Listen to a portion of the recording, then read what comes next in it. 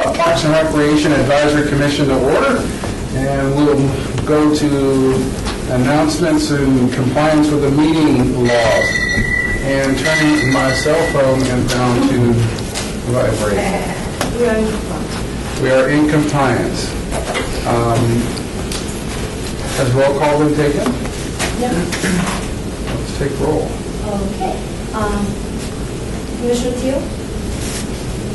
Commissioner McCurdy? You just call the ones with our name tags on. Okay. Chair White? Nice and pretty. Chair White? Vice Chair? Here. Member Lopez? Present. Member Armenian. sorry. Yes. Member Heaney? She's here. Member Leader? Member Lee?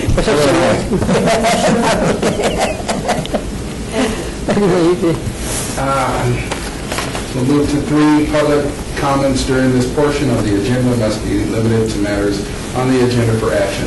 If you wish to be heard, give your name for the record, the amount of discussion, as well as the amount of time any single speaker is allowed may be limited. Are there any public public comments? That are not.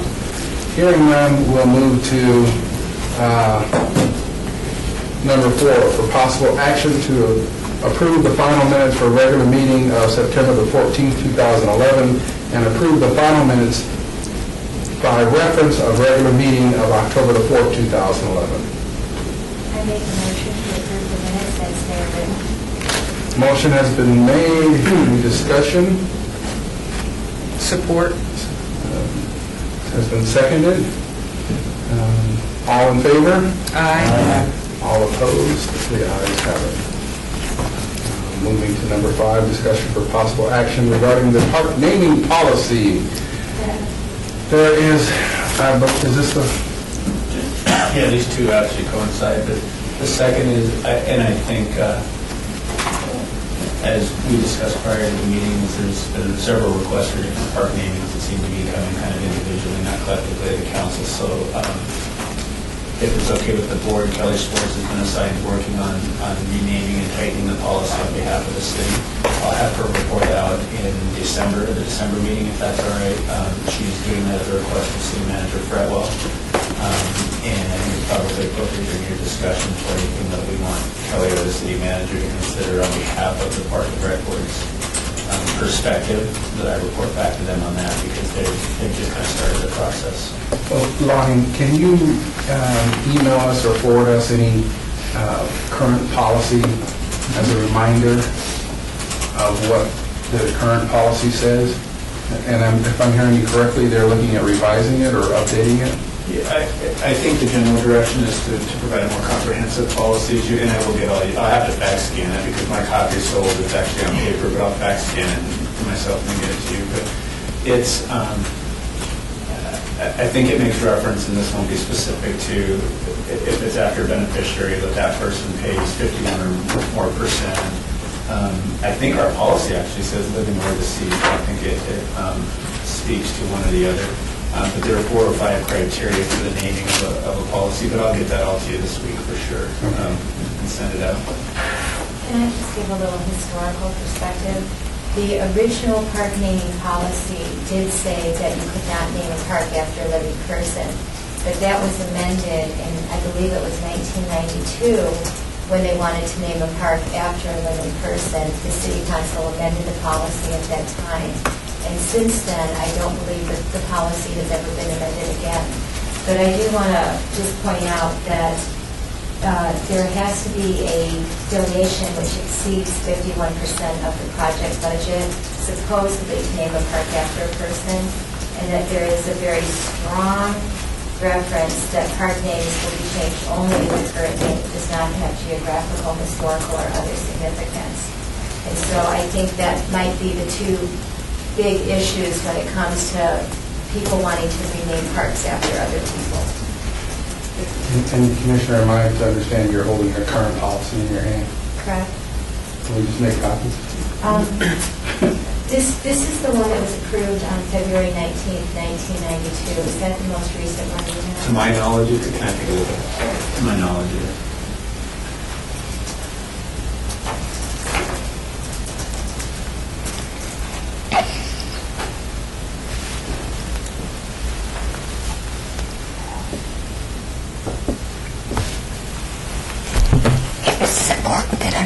Yeah, I'll double check with mine, that we appears to be the same. And again, in it, because it says the formal act of Parks and Leisure Activities Director, we're no longer that department, so we got enough to do. Yeah, anyway.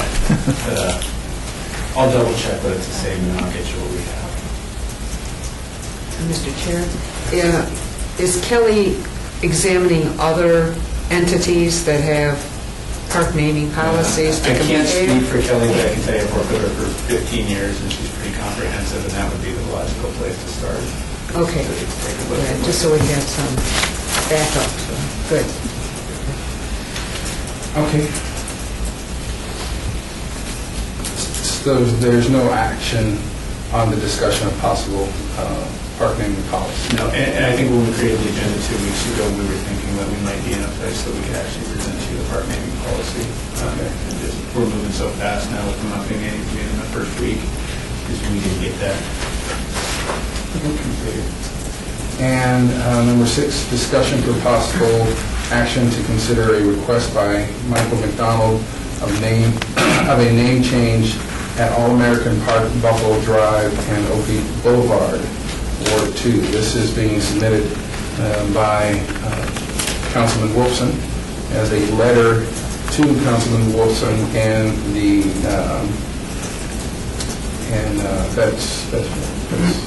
Sorry. If I could, and I'm sure because I said that I figured this was dead in the water at the last meeting, but it prompted the letter on October 10th. If I could read it into the record, and just because I have one copy, I'll read it to each of you. This was submitted by former Councilman McDonald on October 10th to Councilman Steve Wolfson and Betsy Fretwell here at City Hall. Dear Councilman Wolfson and Ms. Fretwell, thank you for allowing me the opportunity to clear up some misconceptions on the naming of All-American Park. It's with the denial from the Park and Recreation Board for requested name change to that park that compels me to set the record straight. It's been erroneously reported that the park was named in remembrance of 9/11 victims. This is inaccurate. The park opened just days after the tragedy of 9/11, 1 year later. The City Council and the councilman for that area dedicated the Firefighters Memorial Park in memory of our fallen firefighters and those who lost their lives in the tragedies of 9/11. With that said, there's been some confusion as to what the name All-American Park actually implies. There had never been any youth football designated land used in the valley until 1995. Until then, youth football leagues were forced to use dangerous vacant lots, unused baseball outfields, or on Saturday high school football fields to do their tryouts and hold their games. These Saturday games would last the entire day, sometimes running very late into the evening to accommodate the teams playing. That same year, it occurred to a gentleman named John McDonald that a seemingly useless parcel of land within Ed Fountain Park could be transformed into the mecca for youth football players. The land had once been, in the 70s, as a makeshift transfer station for garbage trucks. In 1985, it was being used to empty the city's street sweepers. John McDonald had raised 3 children in the adjacent neighborhood and saw the need for a safe haven for youth football players of the area. He envisioned 2 fields dedicated solely for youth football in place of the dumping grounds and then the defunct BMX track. The execution of John McDonald's proposal on the land use resulted in those fields becoming a highly coveted addition to the area. It was quickly realized that a much larger area was needed to accommodate the demand. It is with the seeds of that idea that John McDonald had planned that the search started to acquire enough land to build the entire park for the usage of youth football players. In 1998, a very large privately owned parcel of land was discovered on Buffalo Drive. The owner-developer sought to build it out as commercial property. The intended land use was met with the overwhelming disapproval of the neighbors. They stood in one voice and told the developer that they did not want any more commercial usage of Buffalo Drive. Subsequently, the intent of the developer was abandoned. During the many neighborhood meetings about the land, John McDonald's concept of a youth football designated park was reintroduced. The idea was presented to the neighbors who concurred that such a place would be of great significance to those who would use it a safe, well-lit, use-designated area at a game that John McDonald, who wholly believed could shape the character of a child that will carry into adulthood. In 2001, the park that was the brainchild of a single Las Vegan was finally being realized. Many names for the park were suggested, but only one could be used. Again, John McDonald had an epiphany and suggested the name All-American Park. Every year, colleges from around our great nation vote and choose on an All-American team. This team is comprised of all the year's most promising talent for the sport. It is in their honor, with the spirit in mind, that the name became All-American and was chosen. John McDonald has been a longtime supporter of youth football, and as a young family man, he would often sponsor entire teams. He would even go further by taking all those children that didn't make the cut and teach them the fundamentals of the game. With his leadership and coaching with those players would eventually make the team the following year. John McDonald was also known to take the underprivileged, at-risk children of the area and guide them towards a future in athletics instead of falling victim to a less productive lifestyle as a gang member. John McDonald was well known and respected by the kids of the area for his care and guidance. All of those kids went on to play high school football, and some even went on to play in college. With no disrespect meant towards the memory of the fallen Americans, the naming of the park had nothing to do with the horrible tragedies of September 11, 2001. The name was given on to those children and their families who live and breathe football. Those children needed a safe place to play, and because the idea was conceived by John McDonald, the plan was set in motion. It took years to realize his dream. While in the beginning of John McDonald's goal to honor the players of the game, you were being presented with an opportunity to honor a man whose concept was finally realized. Without the inspiration of this man, this immensely adored park that is used by thousands of families each year would never have been constructed. It is with that hope that the confusion on the name of the park has been clarified. It also seems prudent at this time to respectfully resubmit that All-American Park be renamed John and J. McDonald Park, and delivered by Michael McDonald on 10/10/2001. I can tell you that it is the city manager and Councilman Wolfson's plan is to have discussion with Councilman McDonald and to suggest that a field be named in his father's honor, but not the name of the park, because the city manager is well aware that I think the vote was 9-0 against the name of the park. Well, am I allowed to talk here? Yes. Oh. I have an email here from when this all occurred, and this was voted in from the mayor and city council members on September 18th, 2001, that they wanted to name the park.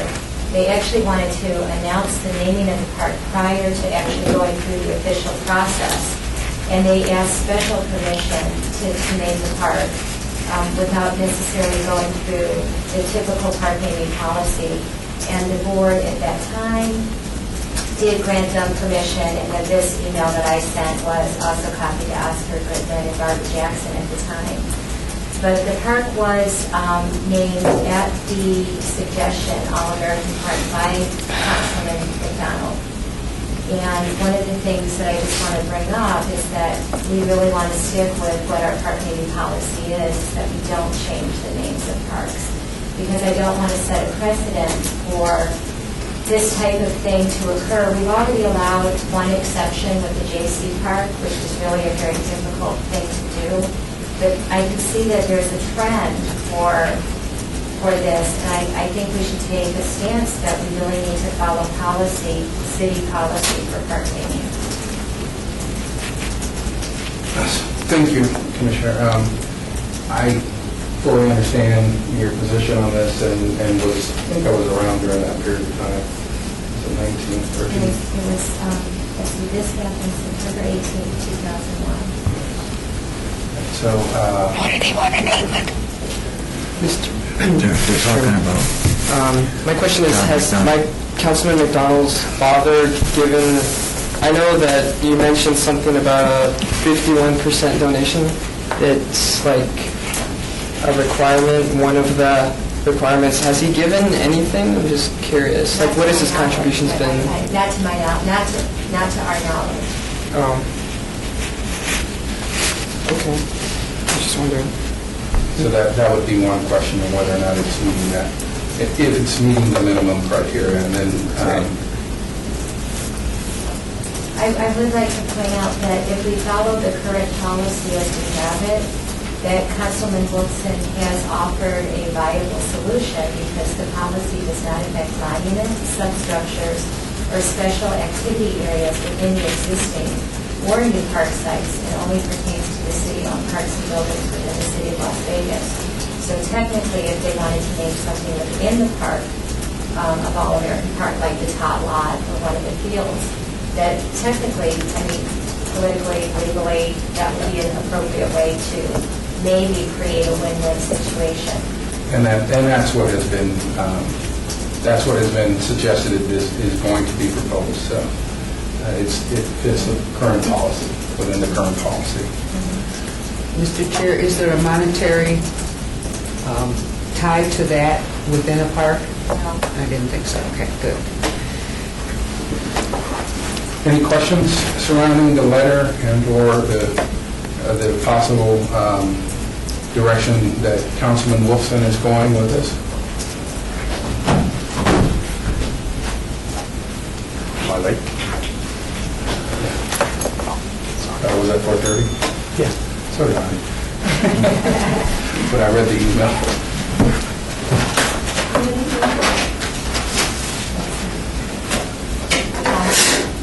FALER. Yes, okay.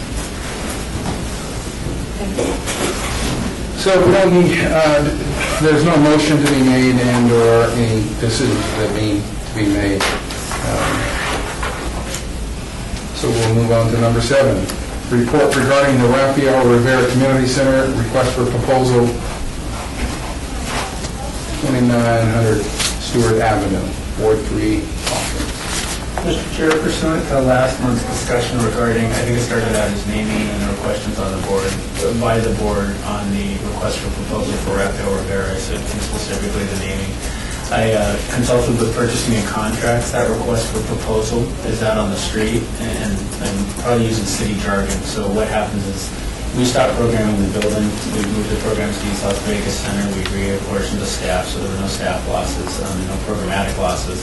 But having a redundancy between Chuck Meeker, Rafael Rivera, and the East Las Vegas Community Center, all within 2 square blocks of each other, is we close that building. Subsequently, the building will go in what's called a request for proposal. That's overseen by purchasing and contracts. In very short order, what they do is send that request out. Different organizations, either for-profit or non-profit, can bid on the building and submit their request. The city would then take that request and whatever's in the best interest of the city to program that building. Specifically to this board, the name, it was about the naming. Right now, in that request, if I could use this example, as Mike Akers says that we want it for District 4 Little League. When Mike comes in to negotiate the contract with us about what he'll pay for the utilities and what happens, is that's when the naming would start, is we would negotiate with Mike to say, Mike, we would really like the statue to remain and for Rafael Rivera to be still memorialized at this building. If that became a sticking point and Mike said, no, it's going to be Mike Akers' building and I want my own statue out there and I want my own name out there, if that became a stumbling point, it could in effect change. The statue could be removed and the name could be changed. Of the 5 proposals, and as part of the RFP process, is there's a walkthrough of the building, so prospective bidders can take a look. Of the people who were there, all showed interest in maintaining the name to some level, and all showed interest in keeping the statue out in front of the building. So that's a plus for those interested in the statue. But to answer the board's questions, we won't know until the contract negotiations start if there's going to be any request for the actual name to change. What we're hoping on behalf of the city is that it would be the Mike Akers District 4 Little League at Rafael Rivera building at Mike Akers, so that we can still maintain the name of that. Along, is there, as a commission, we get preview to the direction of the RFPs? Not that we have any preview or preview to the RFPs, request for proposals, but do we? As far as when you see the requests? Aren't they online? Aren't they public and online? Well, you can see the generic form as far as here's the timelines, here's the dates, here's what we're looking for, what kind of program, and what kind of cost are you willing to pay. But when they submit back, myself and Mr. Akers and Bob Sylvain as 3 independent operators, when we come back, those are closed to prevent bias. And we are very concerned about that part because of some former experiences, is we ask to not be a part of that because especially as times have gotten the economic downturn, is everybody seems to be contesting and protesting every decision that's been made. So I actually keep my staff out of it. I don't want anybody saying there's an internal bias. But what typically happens is a request for proposal goes out. Purchasing and contracts will then put a team together, an evaluative team. I guess my question was, I said I want, not that we should be privy to it, but the tone or direction of where the activity, are the people requesting, One of those in Girls Club versus a bank. Yeah, Taekwondo versus... Yeah, probably not, because I think the city is going to, in the tennis center, certainly, because it's going to be a tennis operator. I think it's the entire city right now, and specifically our department, we would love for recreation to go in there. My concern would be is if Boys and Girls Club wanted to operate that building, is they may face the same thing we do. We've got a 30,000 square foot building in its very adjacent parking lot. We've got a 60,000 foot building, a block and a half away. I think the latitude for an and we're talking about Rafael Rivera, this is going to, OAS would be excited with me. The building was really constructed kind of in a Taco Bell footprint, not necessarily recreation. Yeah, it's all pragmatic. I would suspect with the operators, and I didn't even ask because I didn't want to get into it, but we're probably looking at a nonprofit operator that is more interested in kind of the office space aspect of it than a recreational space operated aspect. I'm trying to think of an example of who it would be. Something like, this is not at all a possibility, just an example for the record, but like a senior law project with kind of an outreach component where they can house their offices. They have what we call a multi-purpose room, but it's really not much bigger than this room, but they could have meeting space in. For intakes or... Yeah. Okay. I suspect it's going to have more of a social services bend to it than it will a recreation amenity. Thank you. Any questions? No questions? Is the board, is the commission comfortable with with Lonnie's explanation on it sounds like you're moving forward on asking to keep the Rafael Rivera, and if it is a sticking point, then that might be some negotiation as they move into contract negotiation. And then I'm assuming with the board's intent for me to report back when the bidder has been selected and we know what will occupy the building. Yes. Moving to citizens' participation, public comments during this portion of the agenda must be limited to matters within the jurisdiction of the commission. No subject may be acted upon by the commission unless that subject is one on the agenda and is scheduled for action. If you wish to be heard, give your name for the record. The amount of discussion in any single subject, as well as the amount of time any single speaker is allowed, may be limited. Are there any citizens' participation? Mr. Chairman, I had the privilege of meeting Councilman Coffin about last week, and we were discussing Levitt Park, and we kind of agreed upon, well, maybe bringing this up maybe on the next agenda, maybe discussing how to reintroduce the JC name, and I know that may be a long shot, but it's maybe something that our park naming subcommittee may possibly talk about because of... So, am I allowed to talk? Yeah, this is I think a citizen. I think that is a wonderful idea. When they changed the name, people are still referring to that park as JC Park. Right. And it really was a difficult and tricky situation of what happened. And I don't know if the whole board is aware that they changed the name of the park. They didn't really go through the park naming process. They named it after former Judge Byron Levitt. And we had talked about maybe trying to keep something within the park, JC, like the JC Tot Lot. Right. And I The think that JC there's Pool or something like that, wasn't it? I think for the record, it was the sports field. Fields, right. Yeah, we maintain JC Field. But they didn't do it, did they?